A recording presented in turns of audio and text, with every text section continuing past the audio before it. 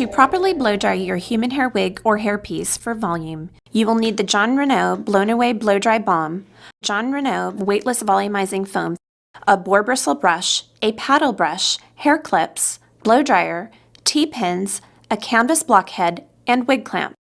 Once you are finished cleansing and conditioning your human hair wig, wrap it in a towel and gently pat to remove excess water. Secure your wig to a canvas blockhead by applying 2 T-pins at the top of the ear tabs just outside of the lace front area, 2 T-pins at the lower ear tabs, and 2 T-pins at the nape. Do not pin through the lace front or monofilament materials. Use only your paddle brush to detangle your human hair wig while it is wet. Apply a small amount of Blown Away Blow Dry Balm from mid-lengths through ends. Apply 2 to 3 pumps of weightless volumizing foam throughout the hair. Using a round boar bristle brush, work in 2-inch sections starting at the nape. Blow dry over directing hair for optimal volume. Apply cool shot at the end.